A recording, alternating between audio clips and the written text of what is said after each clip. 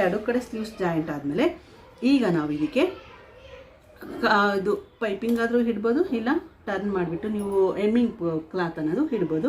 Beginners ಏನು ಮಾಡ್ತೀರಿ, piping ಇಡೋದಕ್ಕೆ ನಿಮಗೆ ಪ್ರಾಬ್ಲಮ್ ಆಗುತ್ತೆ, ಯಾಕಂದರೆ ಪೈಪಿಂಗ್ ಕರೆಕ್ಟಾಗಿ ಬರೋದಿಲ್ಲ. ಅದರಿಂದ ನಾನು ಇಲ್ಲಿ ನಿಮಗೆ ಫಸ್ಟ್ ಎಮ್ಮಿಂಗ್ ಯಾವ ರೀತಿ ಇಡೋದಕ್ಕೆ ಸ್ಟಿಚ್ ಮಾಡಬೇಕು ಅಂತ ತೋರಿಸ್ತೀನಿ. ನೆಕ್ಸ್ಟ್ ಬ್ಲೌಸ್ ಮಾಡಿದಾಗ ನಿಮ್ಗೆ ಇಲ್ಲಿ ಯಾವ ರೀತಿ ಪೈಪಿಂಗ್ ಮಾಡಬೇಕು ಅನ್ನೋದು ತೋರಿಸ್ತೀನಿ. ಮೊದಲು ನಾವೀಗ ಹೆಮ್ಮಿಂಗ್ ಮಾಡೋದಕ್ಕೋಸ್ಕರ ಕ್ಲಾತನ್ನು ಕಟ್ ಮಾಡಿ ಅದನ್ನು ಯಾವ ರೀತಿ ಸ್ಟಿಚಿಂಗ್ ಮಾಡಬೇಕು ಅನ್ನೋದು ನೋಡೋಣ. ಇದನ್ನು ನಾವು ಸ್ಟಿಚ್ ಮಾಡಬೇಕು ಅಂದರೆ ಅದಕ್ಕೋಸ್ಕರ ಕ್ಲಾತ್ ಅನ್ನೋದು ನಾವು 1 ಇಂಚಷ್ಟು ಕಟ್ ಮಾಡಬೇಕಾಗುತ್ತೆ. ನೀವು ಸೇಮ್ ಇದೇ ರೀತಿ ಕ್ಲಾತ್ ಇದ್ದರೆ ಇದೇ ಕ್ಲಾತ್ ಅಂತ ಅಂದ್ಬಿಟ್ಟು ನೀವು ಸ್ಟಿಚಿಂಗ್ ಅನ್ನೋದು ಮಾಡಿ ಆಮೇಲೆ ನಾವು ಹೆಮ್ಮಿಂಗ್ ಇಡೋಣ. ಇಲ್ಲ ಅಂದರೆ ಸೇಮ್ ಬ್ಲ್ಯಾಕ್ ಕ್ಲಾತ್ ಇರುತ್ತಲ್ಲ ಅದನ್ನೇ ತಗೊಂಬಿಟ್ಟು ನಾವಿಲ್ಲಿ ಕಟ್ ಮಾಡಿ ಸ್ಟಿಚಿಂಗ್ ಮಾಡೋಣ. ಮೊದಲು ನೀವು ಇದಕ್ಕೆ ಕ್ಲಾತ್ ಬೇಕು ಅಂದರೆ ಏನು ಮಾಡಬೇಕು, ನಾವು ಪೈಪಿಂಗ್ ಮಾಡಬೇಕಾದ್ರೂ ಅಷ್ಟೇ, ಇಲ್ಲ ಹೆಮ್ಮಿಂಗ್ ಕ್ಲಾತಿಗೆ ಬೇಕಾದರೂ ಅಷ್ಟೇ, ನೀವು ಇಲ್ಲಿ ಕ್ಲಾತ್ ಅನ್ನೋದು ಈ ರೀತಿ ಕ್ರಾಸಲ್ಲೇ ತಗೋಬೇಕಾಗುತ್ತೆ. ಈ ರೀತಿ ಕ್ರಾಸಲ್ಲಿ ತಗೊಂಡಾಗ ನಿಮಗೆ ನೆಕ್ ಶೇಪ್ ಅನ್ನೋದು ಕರೆಕ್ಟಾಗಿ ಬರುತ್ತೆ. ಈ ರೀತಿ ಫುಲ್ಲು ಸರ್ಕಲ್ ಅನ್ನೋದು ತಾಳ್ರಿ. ಈ ರೀತಿ ಸ್ವಲ್ಪ ತಗೊಂಡ್ರು ಇಲ್ಲಿ ಎಕ್ಸ್ಪೆಂಡ್ ಅನ್ನೋದು ಆಗೋದಿಲ್ಲ. ಸ್ಟ್ರೈಟಾಗಿ ತಗೊಂಡ್ರೆ ಕ್ಲಾತ್ ಅಂತೂ ಎಕ್ಸ್ಪೆಂಡ್ ಆಗೋದಿಲ್ಲ. ನೀವು ಸ್ವಲ್ಪ ಕ್ರಾಸ್ ತಗೊಂಡ್ವಿ ಅಂದರೆ ನೋಡಿ, ಈ ರೀತಿ ಕ್ಲಾತ್ ಅನ್ನೋದು ಭಾಳ ಎಕ್ಸ್ಪೆಂಡ್ ಅನ್ನೋದು ಆಗೋದಿಲ್ಲ. ಅದರಿಂದ ಸ್ವಲ್ಪ ಫುಲ್ಲು ಕ್ರಾಸಲ್ಲಿ ಈ ರೀತಿ ತಾಳ್ರಿ. ಕ್ಲಾತ್ ಇಲ್ಲಿ ಈ ರೀತಿ ಎಷ್ಟು ಎಕ್ಸ್ಪೆಂಡ್ ಆಗುತ್ತೆ ಅಷ್ಟು ನಮಗೆ ಪೈಪಿಂಗ್ ಆಗಿರ್ಬೋದು, ಇಲ್ಲ ಎಮ್ಮಿಂಗ್ ಮಾಡೋದು ಕ್ಲಾತ್ ಆಗಿರ್ಬೋದು ಕರೆಕ್ಟಾಗಿ ಬರುತ್ತೆ. ನೋಡಿ ಈ ರೀತಿ ಬರಬೇಕು. ಇದನ್ನು ನೀವು 1 ಇಂಚಷ್ಟು ಕಟ್ ಮಾಡಿ, ಬ್ಲೌಸಿಗೆ ಎಷ್ಟು ಬೇಕಾಗುತ್ತೆ ಅಷ್ಟು ಪೀಸನ್ನು ಕಟ್ ಮಾಡಿ ರೆಡಿ ಮಾಡಿ. ಈಗ ಇಲ್ಲಿ ಇರುತ್ತಲ್ಲ ನೋಡಿ, ಮೂಲೆ ಕಡೆಯಿಂದ ಸ್ಟಾರ್ಟ್ ಮಾಡ್ತೀನಿ.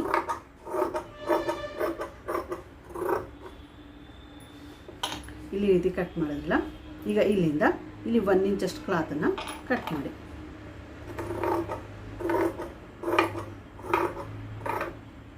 ನೋಡಿ ಫ್ರೆಂಡ್ಸ್, ಕಟ್ ಮಾಡಿದ್ಮೇಲೆ ಸೇಮ್ ಇದನ್ನು ಇಟ್ಟು ಸೇಮ್ ಈಕ್ವಲಲ್ಲಿ ನಿಮ್ಗೆ ಇದು ಕ್ಲಾತ್ ಎಷ್ಟು ಬೇಕಾಗುತ್ತೆ ಅಷ್ಟನ್ನ ಇಲ್ಲಿ ನೀವು ಕಟ್ ಮಾಡಿ. ಈ ರೀತಿ ನಿಮಗೆ ಕ್ಲಾತ್ ಎಷ್ಟು ಬೇಕಾಗುತ್ತೆ ಅಷ್ಟನ್ನು ಕಟ್ ಮಾಡಿ ರೆಡಿ ಮಾಡಿ ಫುಲ್ ಫ್ಯಾಬ್ರಿಕ್ಕಿಗೆ. ಇದಾದಮೇಲೆ ಇದನ್ನು ನೀವು ಪೈಪಿಂಗಿಗೋಸ್ಕರ ಈ ಕ್ಲಾತನ್ನು ಜಾಯಿಂಟ್ ಮಾಡಬೇಕಾಗುತ್ತೆ. ಈ ಕ್ಲಾತನ್ನು ಈ ರೀತಿ ಉಲ್ಟಾ ಸೀದಾ ಇಟ್ಬಿಟ್ಟು ನೀವು ಇಲ್ಲಿ ಸ್ಟಿಚಿಂಗ್ ಅನ್ನೋದು ಹಾಕಿ. ಟೋಟಲ್ ನಿಮಗೆ ಎಷ್ಟು ಉದ್ದ ಬೇಕಾಗುತ್ತೆ ಅಷ್ಟು ಪೀಸನ್ನು ಕಟ್ ಮಾಡಿ ಇಲ್ಲಿ ಸ್ಟಿಚಿಂಗ್ ಹಾಕಿ ರೆಡಿ ಮಾಡಿ. ಈ ರೀತಿ ಕ್ಲಾತನ್ನು ಕಟ್ ಮಾಡಿ ಎಲ್ಲ ಪೀಸನ್ನ ಜಾಯಿಂಟ್ ಅನ್ನೋದು ಮಾಡಿ, ಜಾಯಿಂಟ್ ಆದಮೇಲೆ ಈಗ ನಾವು ಪಟ್ಟಿ ಅನ್ನೋದು ಇಡೋಣ. ಹೆಮ್ಮಿಂಗ್ ಪಟ್ಟಿ ಅನ್ನೋದು ಸ್ಟಿಚ್ ಮಾಡೋಣ. ಹೆಮ್ಮಿಂಗ್ ಪಟ್ಟಿ ಸ್ಟಿಚ್ ಮಾಡಬೇಕು ಅಂದರೆ ಈ ಕ್ಲಾತ್ ಇರುತ್ತಲ್ಲ, ಮೊದಲು ನೆಕ್ಕನ್ನು ಸೀದಾ ಇಡಿ. ಈ ಕ್ಲಾತನ್ನು ಈ ರೀತಿ ಸೀದಾನೇ ಇಡಬೇಕು. ನಾವು ಸೀದಾ ಇಟ್ಬಿಟ್ಟು ಇದ್ರ ಮೇಲೆ ನಾವು ಈಗ ಸ್ಟಿಚಿಂಗ್ ಅನ್ನೋದು ಮಾಡಬೇಕಾಗುತ್ತೆ. ಈ ಕ್ಲಾತ್ ಈ ರೀತಿ ಸೀದಾ ಹಿಡೀರಿ. ಸೀದಾ ಹಿಡಿದು ಈ ಕ್ಲಾತ್ ಇರುತ್ತಲ್ಲ, ಇಲ್ಲಿ ಹೆಮ್ಮಿಂಗ್ ಕ್ಲಾತ್ ಇರುತ್ತಲ್ಲ, ಈ ಹೆಮ್ಮಿಂಗ್ ಕ್ಲಾತನ್ನು ಇದ್ರ ಮೇಲೆ ಇಡಿ. ಈ ರೀತಿ ಕರೆಕ್ಟಾಗಿ ಹಿಡಿದ್ಬಿಟ್ಟು ನೀವು ಸ್ಟಿಚಿಂಗ್ ಅನ್ನೋದು ಮಾಡ್ತಾ ಬನ್ನಿ. ಇಲ್ಲಿ ಸ್ವಲ್ಪ 1/4 ಇಂಚಷ್ಟು ಎಕ್ಸ್ಟ್ರಾ ಬಿಡಿ, ಕ್ಲಾತು ಎಕ್ಸ್ಟ್ರಾ ಬಿಟ್ಟು ನೀವು ಸ್ಟಿಚಿಂಗ್ ಅನ್ನೋದು ಮಾಡಿ.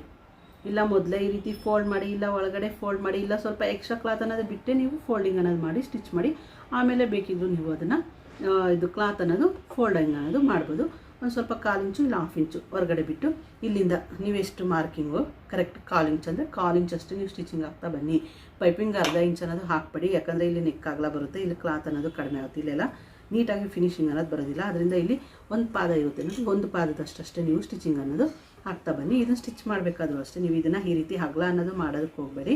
ಇದನ್ನ ನೆಕ್ ಯಾವ ರೀತಿ ಇದ್ದರೆ ಅದೇ ರೀತಿ ಇರಲಿ. ಇದನ್ನು ಎಕ್ಸ್ಪೆಂಡ್ ಸಮೇತ ನೀವು ಮಾಡೋದಕ್ಕೆ ಹೋಗಬೇಡಿ. ಕ್ಲಾತು ಇದು ನೀವೇನಾಗುತ್ತೆ ಈ ರೀತಿ ಎಳೆದು ನೀವು ಸ್ಟಿಚ್ ಹಾಕಿದ್ದೀರಿ ಅಂದರೆ ಇಲ್ಲಿ ನಿಮಗೆ ರಿಂಕಲ್ ಅನ್ನೋದು ಬರುತ್ತೆ, ಲೂಸ್ ಅನ್ನೋದು ಬರುತ್ತೆ. ಇಲ್ಲಿ ನೆಕ್ ಹತ್ರ ಎಲ್ಲ ಲೂಸ್ ಬರುತ್ತೆ, ರಿಂಕಲ್ ಅನ್ನೋದು ಬರುತ್ತೆ.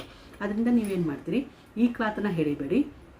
ಈ ಕ್ಲಾತ್ ಇರುತ್ತಲ್ಲ, ಪೈಪಿಂಗ್ ಕ್ಲಾತ್ ಇರುತ್ತಲ್ಲ, ಪೈಪಿಂಗ್ ಕ್ಲಾತನ್ನು ಅಷ್ಟೇ ಈ ರೀತಿ ಸ್ವಲ್ಪನೇ, ಮತ್ತು ಜಾಸ್ತಿನೂ ಎಳೆಯೋದಕ್ಕೆ ಹೋಗಬೇಡಿ. ಜಾಸ್ತಿ ಎಳೆದು ನೀವು ಸ್ಟಿಚ್ ಮಾಡಿದ್ದೀರಿ ಅಂದರೆ ಇಲ್ಲಿ ಫುಲ್ ಈ ರೀತಿ ನಾವು ಭಾಳ ಎಳೆದು ಸ್ಟಿಚ್ ಹಾಕಿದಾಗ ಏನಾಗುತ್ತೆ, ನಾವು ಬಿಟ್ಟ ಮೇಲೆ ಅದು ಮುದ್ದೆ ಥರ ಆಗುತ್ತೆ. ಈ ರೀತಿ ಮುದ್ದೆ ಥರ ಆ ರೀತಿ ಆದಾಗ ನಿಮಗೆ ಫಿನಿಶಿಂಗ್ ಅನ್ನೋದು ನೀಟ್ ಬರೋಲ್ಲ. ಪೈಪಿಂಗ್ ಆಗಿರ್ಬೋದು, ಹೆಮ್ಮಿಂಗ್ ಆಗಿರ್ಬೋದು, ಫಿನಿಶಿಂಗ್ ಅನ್ನೋದು ನೀಟಾಗಿ ಬರೋದಿಲ್ಲ. ಅದು ಸಮೇತ ನಿಮಗೆ ಇಲ್ಲಿ ರಿಂಕಲ್ ಅನ್ನೋದು ಮೂಡುತ್ತೆ. ಅದರಿಂದ ನೀವೇನು ಮಾಡ್ತೀರಿ, ಇದನ್ನು ಜಾಸ್ತಿ ಎಳೆದಂಗೆ ಸ್ವಲ್ಪ ಸುಮ್ಮನೆ ಹಿಂಗೆ ಎಕ್ಸ್ಪೆಂಡ್ ಮಾಡಿದ್ದೀವೋ ಇಲ್ಲೋ ಗೊತ್ತಾಗುತ್ತಲ್ಲ, ಈಗ ನೋಡಿ ಎಳೆದಿದ್ದೀವೋ ಈ ರೀತಿ ನೀವು ಸ್ಟಿಚಿಂಗ್ ಅನ್ನೋದು ಹಾಕಬೇಕಾಗುತ್ತೆ. ಈ ರೀತಿ ಹಿಡಿದು ನೋಡಿ, ಇಲ್ಲಿ 1/4 ಇಂಚಷ್ಟು ಬಿಟ್ಟು ಇಲ್ಲಿ ಕರೆಕ್ಟಾಗಿ ಇಲ್ಲಿ ಹಿಡಿದು ಕರೆಕ್ಟು ಈ ರೀತಿ ಸ್ವಲ್ಪ ಎಳೆದಿದ್ದೀವೋ ಇಲ್ಲ ಅನ್ನೋ ರೀತಿಲಿ ಈ ರೀತಿ ಎಳೆದು ನೀವು ಸ್ಟಿಚಿಂಗ್ ಹಾಕಿದ್ರಿಂದ ಈ ಟರ್ನಿಂಗ್ ಪಾಯಿಂಟು ನಿಮಗೆ ನೀಟಾಗಿ ಟರ್ನಿಂಗ್ ಅನ್ನೋದು ಬರುತ್ತೆ. ಈ ರೀತಿ ಹಿಡಿದು ಇಲ್ಲಿ 1/4 ಇಂಚಷ್ಟು ನೀಟಾಗಿ ಸ್ಟಿಚಿಂಗ್ ಅನ್ನೋದು ಹಾಕ್ತಾ ಬನ್ನಿ. ಕರೆಕ್ಟಾಗಿ ಇಲ್ಲಿ ಹಿಡಿದ್ಬಿಟ್ಟು ಕರೆಕ್ಟ್ ಒಂದು ಪಾದದಷ್ಟೇ ಸ್ಟಿಚಿಂಗ್ ಅನ್ನೋದು ಮಾಡ್ತಾ ಬನ್ನಿ. ಈ ಕ್ಲಾತ್ ಯಾವಾಗಲೂ ಇದೇ ರೀತಿ ಇರಲಿ, ಈ ಹ್ಯಾಂಡ್ ಅಷ್ಟೇ. ಇದನ್ನು ಕ್ಲಾತನ್ನು ಎಕ್ಸ್ಪೆಂಡ್ ಮಾಡ್ತಾ ಸ್ಟಿಚ್ ಮಾಡ್ತಾ ಬನ್ನಿ.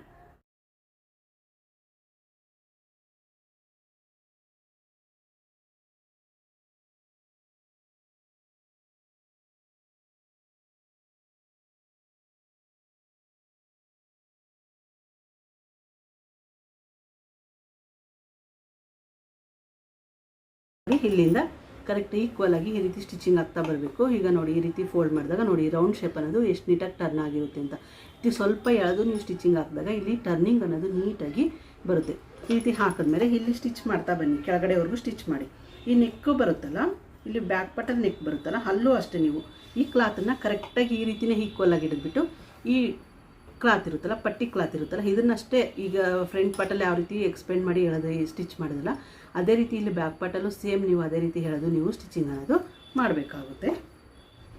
ನೋಡಿ ಫ್ರೆಂಡ್ಸ್, ಇಲ್ಲಿವರೆಗೂ ಸ್ಟಿಚಿಂಗ್ ಮಾಡಿದ್ವಿ. ಈಗ ಇಲ್ಲಿಗೆ ಬಂದಮೇಲೆ ಇದನ್ನು ನೀಟಾಗಿ ಇದೇ ರೀತಿ ರೌಂಡ್ ಶೇಪ್ ಅನ್ನೋದು ಹಿಡೀರಿ. ಈ ಕ್ಲಾತನ್ನು ಅಷ್ಟೇ ಸ್ವಲ್ಪ ಎಕ್ಸ್ಪೆಂಡ್ ಮಾಡ್ತಾ ಸ್ಟಿಚಿಂಗ್ ಅನ್ನೋದು ಮಾಡ್ತಾ ಬನ್ನಿ. ನೋಡಿ ಇಲ್ಲಿ ಬಂದ್ರಲ್ಲ ಮೂಲೆಯಲ್ಲಿ ನೋಡಿ, ಇದು ರೌಂಡ್ ಶೇಪ್ ಬರುತ್ತೆ. ಈ ಕ್ಲಾತನ್ನು ಅಷ್ಟೇ ನೀವು ಈ ರೀತಿ ಟರ್ನ್ ಮಾಡಿದ್ವಿ, ಈ ರೀತಿ ಟರ್ನ್ ಮಾಡಿ ಸ್ಟಿಚ್ ಮಾಡಿ. ಈ ರೀತಿ ನಾವು ಕ್ಲಾತನ್ನು ಸ್ಟಿಚ್ ಮಾಡಬೇಕು. ನಾವು ಕ್ಲಾತ್ ಎಕ್ಸ್ಪೆಂಡ್ ಮಾಡಿ ಅಂದರೆ ಭಾಳ ಎಕ್ಸ್ಪ್ಲೇನ್ ಮಾಡಬೇಡ್ರಿ, ಅದೇ ರೀತಿ ಲೂಸ್ ಬಿಡ್ರಿ ಅಂದರೆ ಭಾಳ ಲೂಸು ಬಿಡಬೇಡಿ. ಇಲ್ಲಿ ರೌಂಡ್ ಶೇಪಲ್ಲಿ ನೀಟಾಗಿ ಮಾಡಿ, ಸ್ಟಿಚಿಂಗ್ ಅನ್ನೋದು ನೀಟಾಗಿ ಮಾಡಿ. ಈ ರೀತಿ ಸ್ಟಿಚಿಂಗ್ ಆದಮೇಲೆ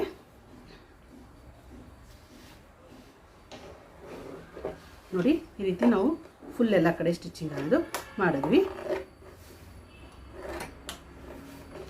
ರೌಂಡ್ ಶೇಪಲ್ಲಿ ನೀಟಾಗಿ ನೋಡಿ ನೀವು ಸ್ಟಿಚಿಂಗ್ ಅನ್ನೋದು ಮಾಡಿ ಫ್ರೆಂಡ್ಸ್. ಜಾಸ್ತಿ ಎಳೆಯೋದಕ್ಕೆ ಹೋಗಬೇಡಿ. ಅದೇ ರೀತಿ ಜಾಸ್ತಿ ಎಳೆದಿದ್ದೀರಾ ಅಂದರೂ ಕ್ಲಾತ್ ಇದಾಗುತ್ತೆ, ಇಲ್ಲ ಭಾಳ ಲೂಸ್ ಬಿಟ್ಟಿದ್ದೀರಿ ಅಂದರೂ ನಿಮಗೆ ಕ್ಲಾತ್ ಅನ್ನೋದು ನೀಟಾಗಿ ಫಿನಿಶಿಂಗ್, ಪೈಪಿಂಗ್ ಆಗಿರ್ಬೋದು, ಹೆಮ್ಮಿಂಗ್ ಆಗಿರ್ಬೋದು, ನೀಟಾಗಿ ಫಿನಿಶಿಂಗ್ ಅನ್ನೋದು ಬರೋದಿಲ್ಲ. ಈ ರೀತಿ ಆದಮೇಲೆ ಈಗ ನಾವು ಇಲ್ಲಿ ಸ್ಟಿಚಿಂಗ್ ಅನ್ನೋದು ಮಾಡಬೇಕಾಗುತ್ತೆ. ಈಗ ಈ ಎಕ್ಸ್ಟ್ರಾ ಕ್ಲಾತ್ ಬಿಟ್ಟಿರ್ತೀರಲ್ಲ, ಇಲ್ಲಿ ನೋಡಿ ಈ ರೀತಿ ಎಕ್ಸ್ಟ್ರಾ ಕ್ಲಾತ್ ಇರುತ್ತಲ್ಲ, ಈ ಎಕ್ಸ್ಟ್ರಾ ಕ್ಲಾತನ್ನು ಏನು ಮಾಡ್ತೀರಿ, ಈ ರೀತಿ ಫೋಲ್ಡ್ ಮಾಡಿ.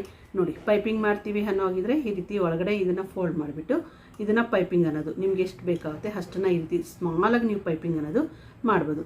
ನಮಗೆ ಪೈಪಿಂಗ್ ಬೇಡ ಅನ್ನೋ ಆಗಿದ್ರೆ ಮೊದಲು ಏನು ಮಾಡ್ತೀರಿ, ಇಲ್ಲಿ ನೀವು ಈ ಕ್ಲಾತ್ ಇರುತ್ತೆ ನೋಡಿ, ಈ ಕ್ಲಾತನ್ನು ಫೋಲ್ಡ್ ಮಾಡಿ ಇದನ್ನು ಒಂದು ಸ್ಟಿಚ್ ಅನ್ನೋದು ಹಾಕ್ತಾ ಬನ್ನಿ. ಇದು ಕರೆಕ್ಟ್ ನಮಗೆ ಎಷ್ಟು ಬೇಕಾಗುತ್ತೆ ಪಟ್ಟಿ ಅಷ್ಟನ್ನು ನೋಡಿಬಿಟ್ಟು ಈ ರೀತಿ ಫೋಲ್ಡ್ ಮಾಡಿ ಕೊನೆಯಲ್ಲಿ ಒಂದು ಸ್ಟಿಚ್ ಅನ್ನೋದು ಹಾಕ್ತಾ ಬನ್ನಿ.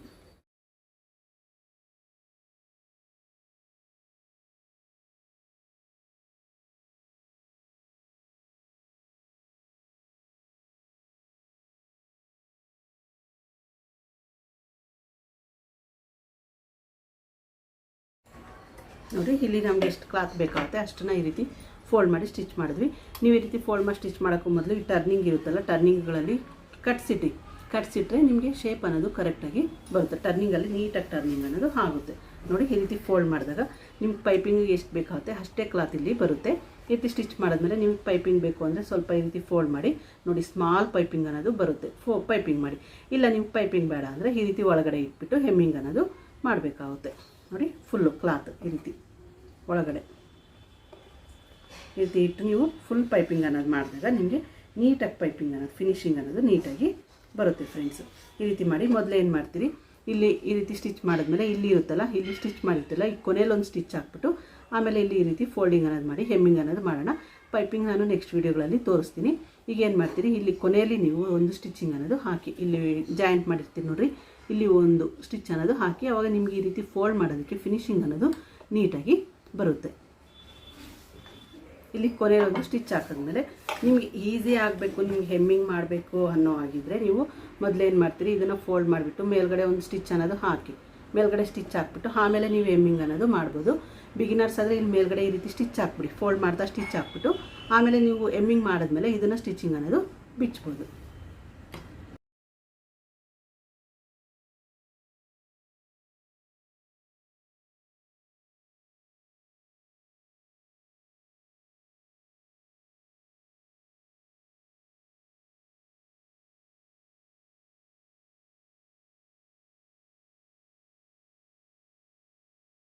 ಬಿಗಿನರ್ಸು ಈ ರೀತಿ ಸ್ಟಿಚ್ ಮಾಡಿ.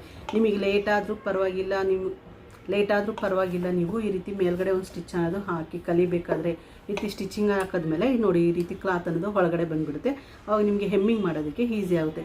ಇಲ್ಲ ಅಂದರೆ ನೀವು ಸ್ವಲ್ಪ ಕ್ಲಾತನ್ನು ಈ ರೀತಿ ಒಳಗೆ ತಗೊಂಡು ನೀವು ಸ್ಟಿಚ್ ಮಾಡಬೇಕು ಅಂದರೆ ನಿಮ್ಗೆ ಇಲ್ಲಿ ಕ್ಲಾತ್ ರಿಂಕಲ್ ಬರ್ಬೋದು, ಇಲ್ಲ ಸ್ವಲ್ಪ ಜಾಸ್ತಿ ತಾಬೋದು, ಕಡಿಮೆ ತಾಬೋದು, ಈ ರೀತಿ ಆಗುತ್ತೆ. ಅದರಿಂದ ನೀವು ಮೊದಲು ಇಲ್ಲಿ ಮೇಲ್ಗಡೆ ಒಂದು ಸ್ಟಿಚ್ ಅನ್ನೋದು ಹಾಕ್ಬಿಟ್ರೆ ಅವಾಗ ನಿಮಗೆ ಹೆಮ್ಮಿಂಗ್ ಮಾಡಿಬಿಟ್ಮೇಲೆ ಇದನ್ನು ಸ್ಟಿಚಿಂಗ್ ಅನ್ನೋದು ಬಿಚ್ಚಿದ್ರೆ ಕರೆಕ್ಟಾಗಿ ಬರುತ್ತೆ. ನೋಡಿ ಈ ರೀತಿ ನೀವು ಸ್ಟಿಚಿಂಗ್ ಅನ್ನೋದು ಮಾಡಬೇಕು ಹೆಮ್ಮಿಂಗ್ ಮಾಡೋದಕ್ಕೋಸ್ಕರ. ನೋಡಿ ಎಷ್ಟು ಕರೆಕ್ಟಾಗಿ ಬಂದಿದೆ ಅಂತ. ರೌಂಡ್ ಶೇಪ್ ನೋಡಿ ತೋರಿಸ್ತೀನಿ. ನೋಡಿ ಇದು ಫ್ರಂಟ್ ಪಾರ್ಟಲ್ಲಿ ನೀಟಾಗಿ ರೌಂಡ್ ಶೇಪ್ ಅನ್ನೋದು ಬಂದಿದೆ. ನೋಡಿ ಫ್ರೆಂಡ್ಸ್, ಇಲ್ಲಿ ರೌಂಡಾಗಿ ಈ ರೀತಿ ಬರುತ್ತೆ ಕರೆಕ್ಟಾಗಿ. ನೋಡಿ ಇಲ್ಲಿ ನೋಡಿ ನೆಕ್ ಹತ್ರ ನೋಡಿ ರೌಂಡ್ ಎಷ್ಟು ನೀಟಾಗಿ ಪರ್ಫೆಕ್ಟಾಗಿ ಸ್ಟಿಚಿಂಗ್ ಅನ್ನೋದು ಬಂದಿದೆ ಅಂತ ನೋಡಿ. ಇದು ಹೆಮ್ಮಿಂಗ್ ಮಾಡಿಬಿಟ್ಟು ಬಿಚ್ಚಿದ್ರೆ ನಿಮಗೆ ಇಲ್ಲೆಲ್ಲೂ ಈ ರೀತಿ ರಿಂಕಲ್ ಕಾಣಿಸ್ತಿದೆಯಲ್ಲ ಸ್ಟಿಚಿಂಗ್ ಮಾಡಿದಾಗ, ಇದೆಲ್ಲೂ ಇರೋದಿಲ್ಲ, ನೀಟಾಗಿ ಬರುತ್ತೆ.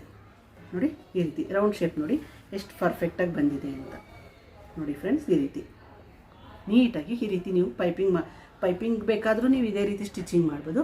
ಪೈಪಿಂಗ್ ಬೇಡ ನಮಗೆ ಈ ರೀತಿ ಒಳಗಡೆ ಹೆಮ್ಮಿಂಗ್ ಮಾಡ್ತೀವಿ ಅಂದರೂ ಸಮೇತ ಇದೇ ರೀತಿ ನೀವು ಸ್ಟಿಚಿಂಗ್ ಅನ್ನೋದು ಮಾಡಬೇಕಾಗುತ್ತೆ. ಈಗ ಇದನ್ನು ಹೆಮ್ಮಿಂಗ್ ಅನ್ನೋದು ಮಾಡಬೇಕಾಗುತ್ತೆ ಫ್ರೆಂಡ್ಸ್. ಓಕೆ, ಇದಿಷ್ಟು ಅರ್ಥ ಆಯ್ತಲ್ಲ. ನೆಕ್ಸ್ಟ್ ವಿಡಿಯೋದಲ್ಲಿ ಭೇಟಿ ಮಾಡೋಣ.